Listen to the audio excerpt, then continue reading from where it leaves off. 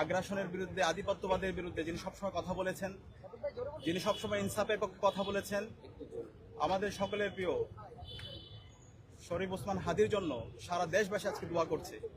আজকে আমি ঢাকার বাইরে ছিলাম, যখনই শুনতে পেয়েছি সাথে সাথে রওনা দিয়েছি। সাথে সাথে মনে হচ্ছিল আমরা সবাই গুলিবিদ্ধ হয়েছি, আজকে পুরো জাতি গুলিবিদ্ধ হয়েছে।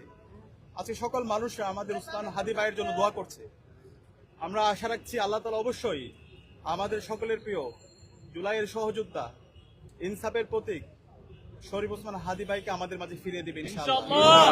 আমরা পরিবারের সাথে সাক্ষাৎ করেছি, পরিবার আল্লাহর কাছে দোয়া করছে, মেন্টালি তারাও স্টেবল অবস্থায় আছে ইনশাআল্লাহ। আল্লাহর রহমতে আমাদের সকলের প্রিয় ওসমান হাদি ভাই বাংলাদেশের 18 কোটি মানুষের দোয়ায় আমাদের মাঝে ফিরে আসবে ইনশাআল্লাহ। একই সাথে আজকে আমরা অন্তর্বর্তীকালীন সরকারকে জিজ্ঞেস করতে চাই, এই জুলাই বিপ্লব পরবর্তী আজকে 1.5 বছর হচ্ছে, এই অপরাধী যারা আছে, কালপ্রিট যারা আছে, এই খুনি হাসিনা এবং তার দোসররা, নিষিদ্ধ ঘোষিত ছাত্রলীগ, নিষিদ্ধ ঘোষিত আওয়ামী লীগ এবং যুবলীগ, এই সন্ত্রাসীরা কিভাবে আজকে এই স্বাধীন বাংলাদেশে এইভাবে আমার ভাইকে গুলি করতে পারে, এই অপরাধীরা কিভাবে জামিনে মুক্তি পায়, সেটা আমরা আজকে আপনাদের কাছে কোয়েশ্চেন করতে চাই। অন্তর্বর্তীকালীন সরকারের উদাসীনতার কারণে এই ধরনের গণহত্যাকারী, শিশু হত্যাকারী এবং গত 16 বছরে যারা গুম খুন আয়নাগর তৈরি করেছে, এই খুনি হাসিনার দোসররা তারা আবার নতুনভাবে ষড়যন্ত্র এবং চক্রান্ত করার সুযোগ পাচ্ছে। আমরা হুঁশিয়ার করতে চাই, এই স্বাধীন বাংলাদেশে খুনি হাসিনা এবং তার দোষরদের কোনো ঠিকানা হবে না। এই স্বাধীন বাংলাদেশে বিচার হবে এবং একই সাথে এই বাংলাদেশে, স্বাধীন বাংলাদেশে আর কোনো ধরনের দিল্লির এজেন্ডা এখানে আর বাস্তবায়ন হবে না। বাংলাদেশে রাজনীতি করবে বাংলাদেশপন্থী যারা আছে তারাই। আমি সবাইকে আহ্বান করব, আজকে আমাদের বাংলাদেশপন্থী যারা আছে, ছাত্র শিবির, ছাত্রদল এবং সকল ছাত্র সংগঠন, জামাত, বিএনপি সহ বাংলাদেশে যারা ফেসিবাদ বিরোধী আন্দোলন করেছে, জুলাইয়ের যত পক্ষের শক্তি আছে, সবাইকে আজকে আমাদেরকে ঐক্যবদ্ধ হতে হবে হাসিনার প্রশ্নে এবং এই যারা ফেসিবাদ কায়েম করেছে তাদের বিচারের প্রশ্নে। আমাদের সবাইকে এক হইতে হবে। আমরা ঐক্যবদ্ধভাবে এই খুনি হাসিনার বিরুদ্ধে এবং বাংলাদেশের স্বাধীনতা, সার্বভৌমত্ব, অখণ্ডতাকে আমাদের অক্ষুণ্ণ রাখার জন্য আমাদেরকে ঐক্যবদ্ধ হওয়ার জন্য আমি সবাইকে আহ্বান করছি। এবং একই সাথে আগামী 24 ঘন্টার মধ্যে আমাদের শরীফ ওসমান হাদি ভাইকে যেই সন্ত্রাসীরা গুলি করেছে তাদের সবাইকে আইডেন্টিফাই করে তাদেরকে দৃষ্টান্তমূলক বিচারের আওতায় নিয়ে আসার জন্য আমি আহ্বান করছি। আমি আশা রাখবো বাংলাদেশের সকল ফেসিবাদ বিরোধী যারা আছে, সকল রাজনৈতিক দল, ছাত্র সংগঠন, সিভিল সোসাইটি, সবাই আমরা ঐক্যবদ্ধভাবে আমাদের এই অপরাধীদের বিচারের প্রশ্নে এবং খুনি হাসিনার বিচারের প্রশ্নে এবং সামনের যে নির্বাচন, একটি ফ্রি ফেয়ার ক্রেডিবল ইলেকশন নির্বাচন বাস্তবায়নের জন্য আমরা সবাই ঐক্যবদ্ধভাবে কাজ করবো। ঢাকা বিশ্ববিদ্যালয় কেন্দ্রীয় ছাত্র সংসদ ডাকসু বাংলাদেশের মুক্তিকামী ছাত্র জনতাকে সাথে নিয়ে আমরা আমাদের লড়াই অব্যাহত রাখবো ইনশাআল্লাহ।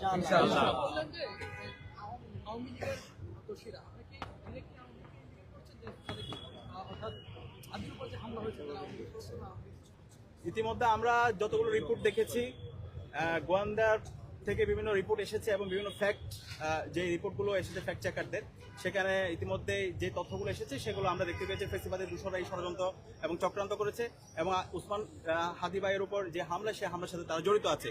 এবং একই সাথে সেটা আমরা বলতে চাই, বাংলাদেশের যে পুলিশ প্রশাসন আছে, যে ইন্টেলিজেন্স আছে, তারা কি করেছে? এই যে বারবার ষড়যন্ত্র এবং চক্রান্ত হচ্ছে, তাদের কাছে তো রিপোর্ট থাকার কথা। আমাদের কাছে মনে হচ্ছে এই ফেসিবাদের দোসররা তারা এখন পর্যন্ত পুলিশের মধ্যে আছে, তারা হচ্ছে এখন পর্যন্ত অ্যাডমিনিস্ট্রেশন আছে, এখন পর্যন্ত সচিবালয় আছে, এখন পর্যন্ত বিশ্ববিদ্যালয় আছে, সেখানে বসে তারা বিভিন্ন ধরনের ষড়যন্ত্র এবং চক্রান্ত করছে। এবং তাদের এই ষড়যন্ত্র এবং চক্রান্তগুলোকে আমরা দেখতে পাচ্ছি সেই ফেসিবাদী কাঠামোতে যেভাবে মিডিয়া এই ধরনের ফেসিবাদকে প্রশ্রয় দিয়েছিল, এই ফেসিবাদী যেই কাঠামো, সেই কাঠামোকে টিকিয়ে রাখার জন্য মিডিয়া যেভাবে হচ্ছে কনসেন্ট গুলোকে তারা ম্যানুফ্যাকচার করেছিল, ঠিক একই কায়দায় নতুন বাংলাদেশে আমরা মিডিয়ার এই ধরনের দ্বিচারিতা দেখতে পাচ্ছি।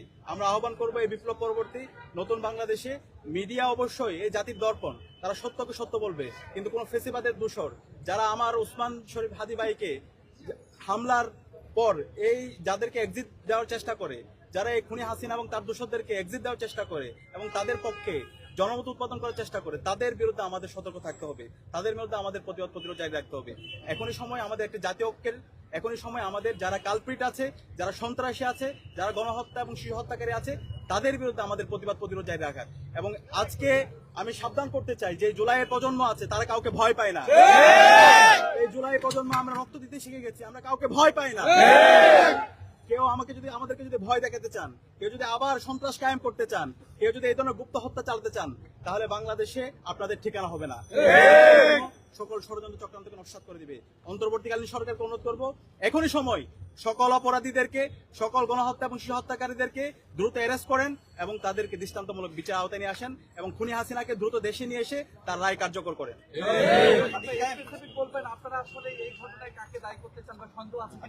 এটা ইতিমধ্যে আমরা বলেছি, ইতিমধ্যে এটা সরকারের দায়িত্ব এবং যতগুলো রিপোর্ট এসেছে সেই রিপোর্টের মধ্যে আপনারা দেখেছেন যারা আছে এটা সরকারের দায়িত্ব দ্রুত সময়ের মধ্যে তাদেরকে অ্যারেস্ট করে দৃষ্টান্তমূলক বিচার আওতায় নিয়ে আসে। একটা প্রশ্ন, সেটা হচ্ছে যে নির্বাচনের তফসিল হয়েছে, নির্বাচন খুব কাছাকাছি চলে আসছে, এই মুহূর্তে এইরকম একটি ঘটনা নির্বাচনকে বানচাল করার কোনো বার্তা কিনা আপনি কি মনে করেন? আমরা দেখতে পেয়েছি গতকাল তফসিল ঘোষণার পর থেকে এই পতিত ফেসিস্টরা বিভিন্ন ধরনের ষড়যন্ত্র এবং চক্রান্ত করছে, হুমকি দুমকি দিচ্ছে যেন নির্বাচন না হয়।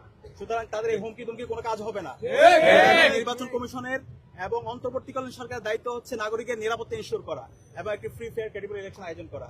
এই দায়িত্ব আশা করছি অন্তর্বর্তীকালীন সরকার, আইন শৃঙ্খলা বাহিনী এবং একই সাথে নির্বাচন কমিশন তারা দায়িত্বশীল আচরণ করার মাধ্যমে আমাদের একটি সুস্থ নির্বাচনের জন্য এই জাতিকে তারা সুন্দর একটা পরিবেশ তৈরি করবে।